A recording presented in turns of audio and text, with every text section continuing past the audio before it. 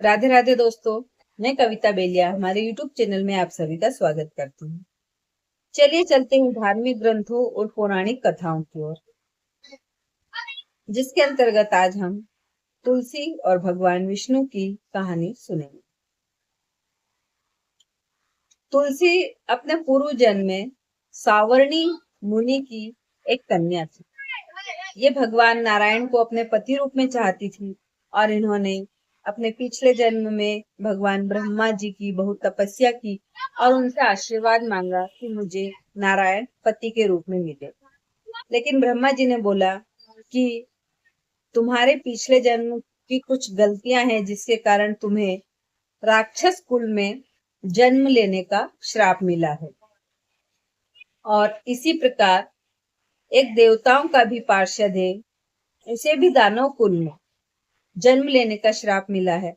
लेकिन दानव कुल में जन्म लेने के पश्चात भी उसमें नारायण का अंश रहेगा।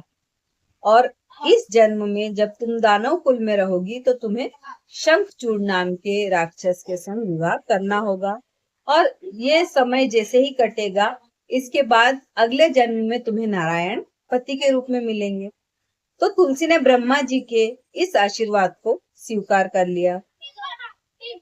अब जब दानव कुल में तुलसी का जन्म हुआ, तब उनका नाम था वृंदा, और जिनसे उनकी शादी हुई थी उनका नाम था शंखचूड़।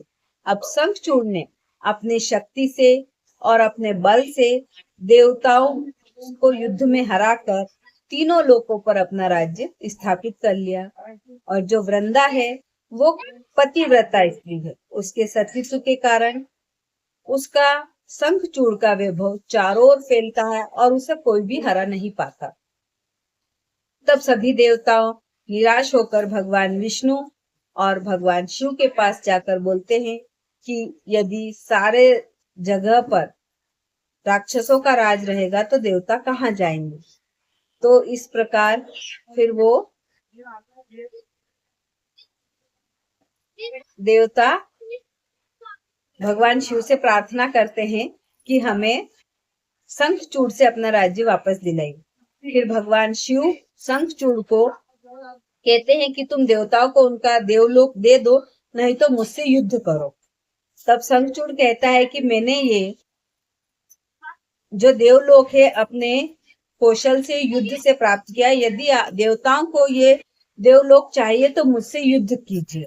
और वे भोलेनाथ से प्रार्थना करते हैं कि यदि आप मुझे युद्ध में हरा देंगे तो इसमें मेरा कोई नुकसान नहीं होगा, लेकिन यदि आप युद्ध में हार जाते हैं तो आपका अपयश होगा। आपको मुझसे हारने में कोई वो नहीं रहेगा।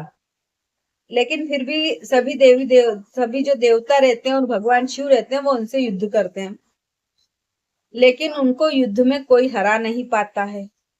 तब भगवान विष्णु कहते हैं कि वृंदा के सतीत्व के कारण हम इसे नहीं हरा पा रहे। यदि वृंदा को छल किया जाए वृंदा के साथ और उसका सतीत्व भंग किया जाए, तभी हम इसे हरा सकते हैं। तब भगवान विष्णु शंखचूड़ की वेशभूषा धारण करके, उनका चेहरा उसी प्रकार धारण करके अस्त्र शस्त्रों से सुसज्जित होकर वृंदा के पास पहुंचते हैं। और वृंदा उस समय भगवान का पूजन करती रहती है। तब उनसे कहते हैं कि मैं देवताओं को हार हो गई है और मैं जीत कर आ गया हूँ और चारों सभी तरफ अपनी जीत हो गई है। ये समाचार सुनकर वृंदा जैसे ही उन्हें गले लगाती है, वे पहचान जाती है कि ये शंखचूड़ नहीं है। लेकिन वृंदा का सतीत्व भंग हो जाता है और विष्णु भगवान अपने असली रूप में आ जाते हैं। तब विष्णु भगवान कहते हैं कि तुमने पिछले जन्म में मुझे पति रूप में चाहा था। लेकिन वृंदा विष्णु भगवान को श्राप देती है कि आपने मेरे संग छल किया है और निष्ठुर होकर कठोर हृदय के साथ आपने मेरे संग इस तरह छल किया, तो आप एक पत्थर के रूप में स्थापित हो जाओ। और वो विष्णु भगवान को श्राप देकर पत्थर बना देती है। लेकिन फिर विष्णु भगवान कहते हैं कि अगले जन्म में मैं बद्री वन में नारायण के रूप में स्थापित होऊंगा और तुम भी ये दानव कुल में जो तुम्हारा जन्म हुआ है वृंदा के रूप में इसे त्याग कर तुलसी के रूप में दूसरा जन्म लो, प्रकट हो और मेरी पूजा तुम्हारे से ही होगी। अन्य फल फूल से मैं उतना प्रसन्न नहीं होऊंगा और तुम मेरे शीश पर विराजमान होकर मेरे से भी ऊंचा पद प्राप्त करोगे। और श्री विष्णु की पूजा में तुलसी के बिना उनकी पूजा अधूरी मानी जाती है।